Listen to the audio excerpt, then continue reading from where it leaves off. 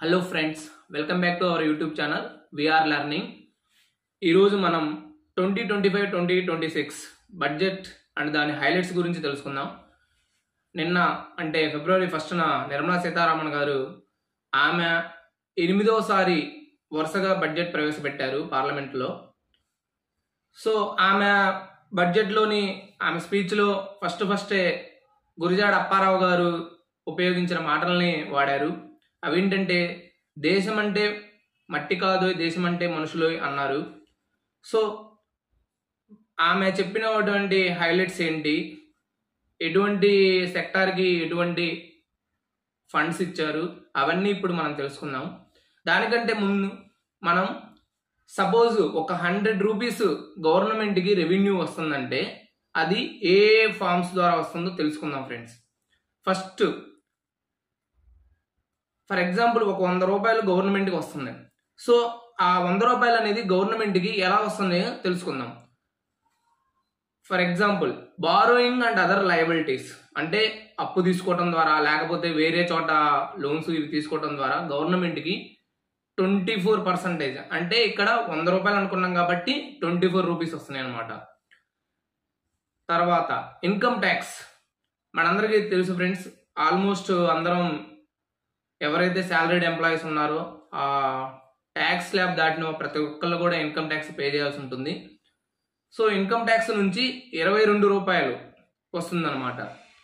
Next corporation tax are corporate tax, ఇదేంటంటే ఎవరైతే companies establish చేశారో ప్రైవేట్ కానీ గవర్నమెంట్ కానీ అండర్ కంపెనీస్ యాక్ట్, వాళ్ళ టర్న్ ఓవర్ వస్తుంది కదా నెట్ ఇన్కమ్, దాని మీద ట్యాక్స్ పే చేయాల్సి ఉంటుంది. ఇది 17%, అంటే 17 రూపీస్ వస్తుంది అనమాట. తర్వాత జిఎస్టీ అండ్ అదర్ ట్యాక్సెస్, మనకు తెలుసు ఫ్రెండ్స్, మనం ఏ వస్తువు కొన్నా కానీ దాని మీద జిఎస్టీ పర్సంటేజ్ ఉంటుంది. 0 to 28% వరకు ఉంటుంది దాని స్లాబ్స్ అనేవి. సో దాని నుంచి 18%, అంటే ఇక్కడ 18 రూపీస్ వస్తుంది అనమాట. Next one non tax receipts. ఈ నాన్ ట్యాక్స్ రిసిప్ట్స్ ఏంటంటే ఫ్రెండ్స్, ఇన్కమ్ ఫ్రమ్ డివిడెండ్స్, అంటే గవర్నమెంట్ తన పిఎస్యూస్ ఇవి ఉన్నాయి కదా, వాటి మీద నుంచి వచ్చే డివిడెండ్స్ మీద కానీ, ఇంట్రెస్ట్ కానీ, ప్రాఫిట్స్ కానీ, కొన్నిసార్లు ఫైన్స్ ఇవి వేస్తూ ఉంటారు కదా, అవి కానీ, ఫీజు కానీ, other receipts from government activities, government activities ఏ చేసినా వాటి నుంచి కొంత రెవెన్యూ వస్తూ ఉంటుంది అనమాట. అవి నాన్ ట్యాక్స్ రిసిప్ట్స్ అనమాట. ఇక్కడ వచ్చేసరికి 9%, అంటే 9 రూపాయలు అనేది నాన్ ట్యాక్స్ రిసిప్ట్స్ ద్వారా గవర్నమెంట్కి రెవెన్యూగా వస్తుంది. Next one union excise duties. మనం జిఎస్టీ వచ్చినా కానీ ఎక్సైజ్ డ్యూటీ అనేది లిక్కరు, నెక్స్ట్ పెట్రోలు, కొన్ని టొబాకో ప్రొడక్ట్స్ మీద ఉందన్నమాట. సో యూనియన్ ఎక్సైజ్ డ్యూటీస్ నుంచి 5%, అంటే 5 రూపాయలు గవర్నమెంట్కి రెవెన్యూ వస్తుంది అనమాట. అండ్ కస్టమ్స్ డ్యూటీ, ఎప్పుడైతే మనం ఏదన్నా వస్తువుని ఎగుమతి చేసుకున్నా దిగుమతి చేసుకున్నా ఇంపోర్ట్ ఎక్స్పోర్ట్ చేసుకున్నప్పుడు ఖచ్చితంగా మనం కస్టమ్స్ డ్యూటీ పే చేయాల్సి ఉంటుంది. సో ఆ కస్టమ్స్ డ్యూటీ నుంచి 4%, అంటే ఇక్కడ 4 రూపాయలు గవర్నమెంట్కి వస్తుంది అనమాట. Next non debt capital receipts. ఈ నాన్ డెట్ క్యాపిటల్ రిసీట్స్ అంటే గవర్నమెంట్కి తన డిజిన్వెస్ట్మెంట్, అంటే కొన్ని పబ్లిక్ ఎంటర్ప్రైజెస్లో గవర్నమెంట్ అనేది వాటిని అమ్మటం ద్వారా కానీ లేకపోతే వాటిలో తన ఫండ్స్ని విత్డ్రా చేసుకోవటం కానీ, వీటి ద్వారా వచ్చేది నాన్ డెట్ క్యాపిటల్ రిసీట్స్ అనమాట. అంటే ఇవి బారోయింగ్ కింద రావు, ఆ మనీ అప్పు తీసుకునే కాకుండా ఈ ఫార్మ్స్ ద్వారా గవర్నమెంట్ అనేది రెవెన్యూ పెంచుకోవడానికి ట్రై చేస్తుంది.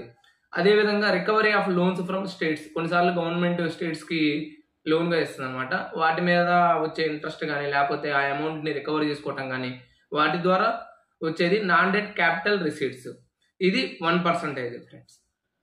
ఈ విధంగా మన డిఫరెంట్ ఫార్మ్స్ ఆఫ్ రెవెన్యూ అనేది గవర్నమెంట్కి వస్తూ ఉంటుంది అనమాట. అదేవిధంగా గవర్నమెంట్ అనేది ఎక్స్పెండిచర్ ఏ విధంగా ఖర్చు పెడుతుంది అంటే అది ఇప్పుడు తెలుసుకుందాం మనం. అదేవిధంగా గవర్నమెంట్ అనేది ఏ విధంగా ఖర్చు చేస్తుంది, అంటే వేటి మీద ఎక్కువ ఖర్చు చేస్తుంది లేకపోతే ఏ ఫార్మ్స్లో గవర్నమెంట్ అనేది తన స్పెండింగ్స్ ఉంటున్నాయి అనేది తెలుసుకుందాం. మేజర్గా వచ్చేసరికి గవర్నమెంట్ ఇంట్రెస్ట్ పేమెంట్స్, మనం ఆల్రెడీ చెప్పుకున్నాం. బారోయింగ్స్ అంటే గవర్నమెంట్ అప్పులు తీసుకుంటుంది, దాని లయబిలిటీస్ వాటి మీద ఇంట్రెస్ట్ పేమెంట్ చేయాల్సి ఉంటుంది. అది 20%. అంటే ఇక్కడ 100 రూపాయలు గవర్నమెంట్ ఎక్స్పెండిచర్ చేస్తుంది, స్పెండ్ చేస్తుంది అనుకుంటే 20 రూపీస్ అనేది ఇంట్రెస్ట్ పేమెంట్స్ మీద పోతుంది అనమాట. Next states share of taxes and duties. మనకు తెలుసు ఫ్రెండ్, సెంట్రల్ గవర్నమెంట్ డ్యూటీస్ వేరుగా ఉంటాయి, స్టేట్ డ్యూటీస్ కొన్ని వేరుగా ఉంటాయి. ఫర్ ఎగ్జాంపుల్ ఇన్కమ్ ట్యాక్స్ అనేది సెంట్రల్ గవర్నమెంట్ మాత్రమే వేసే ట్యాక్స్ అనమాట. అదేవిధంగా జిఎస్టీలో 2 పార్ట్స్ ఉన్నాయి కదా, central GST and state GST. అలానే ఐజిఎస్టీ ఉంది, అది కంప్లీట్ గా యూనియన్ కే చెందుతుంది అనమాట. సో అలా 22%. సో 22% అంటే ఇక్కడ 22 రూపీస్ అనేది గవర్నమెంట్ నుంచి స్పెండ్ బయటకు వెళ్ళిపోతుంది అనమాట. Next central sector scheme excluding capital అవుట్లే and defence and subsidiary, వీటి మీద 16% గవర్నమెంట్ స్పెండ్ చేస్తుంది అనమాట. ఈ సెంట్రల్ సెక్టార్ స్కీమ్స్ అంటే వీటిలో గవర్నమెంట్ 100% ఫండ్ చేస్తుంది. For example PM Kaushal Vikas Yojana, ఇక్కడ స్కిల్స్ ని ఇంప్రూవ్ చేయడానికి, ఎంటర్ప్రెన్యూర్షిప్ స్కిల్స్ ని ఇంప్రూవ్ చేయడానికి గవర్నమెంట్ అనేది ఈ స్కీమ్ తెచ్చింది అనమాట. ఇది 100% funded by the central government. ఇలాంటి స్కీమ్స్ మీద గవర్నమెంట్ 16% అంటే 16 రూపీస్ స్పెండ్ చేస్తుంది. Next centrally sponsored schemes. ఇక్కడ ఏంటంటే ఫ్రెండ్స్, గవర్నమెంట్ అనేది మేజర్ గా ఫండ్ చేస్తుంది. అంటే సెంట్రల్ గవర్నమెంట్ మేజర్ ఫండ్ చేస్తుంది, స్టేట్ గవర్నమెంట్ ఎంతో కొంత ఫండ్ చేస్తుంది అనమాట.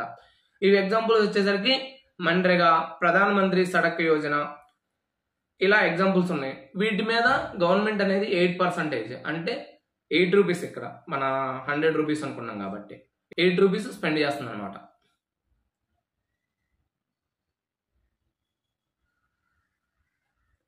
నెక్స్ట్ డిఫెన్స్ సెక్టార్ మీద గవర్నమెంట్ 8% అంటే 8 రూపీస్ స్పెండ్ చేస్తుంది. Next major subsidies. Central government ఏంటంటే కొన్ని మేజర్ సబ్సిడీస్ ఇస్తుంది అనమాట, like food, fertilisers, next PDS distribution system ఉంది కదా, పబ్లిక్ డిస్ట్రిబ్యూషన్ సిస్టమ్, వాటి మీద. సో ఇది అమౌంట్ 6%. సో ఇక్కడ మన భాషలో 6 rupees. Next pensions. Government pensions ఇస్తూ ఉంటుంది అనమాట. ఇది సెంట్రల్ గవర్నమెంట్ ఎంప్లాయీస్ కానీ రిటైర్ అయిన తర్వాత వాళ్ళకి పెన్షన్స్ ఇస్తూ ఉంటుంది, అది 4%. నెక్స్ట్ అదర్ ఎక్స్పెండిచర్, ఇంకా వేరే ఎక్స్పెండిచర్ ఏమన్నా ఉంటే అది 8%. Last one finance commission and other transfers. ఇక్కడ ఏంటంటే గవర్నమెంట్ 8% స్పెండ్ చేస్తుంది అనమాట. ఈ finance commission and other transfers ఏంటంటే కొన్నిసార్లు మనకి గవర్నమెంట్ లోకల్ బాడీస్ కి ఫండ్ చేస్తుంది, స్టేట్ డిజాస్టర్ రిలీఫ్ ఫండ్స్ కి సెంట్రల్ గవర్నమెంటే ఇస్తుంది అనమాట అమౌంట్.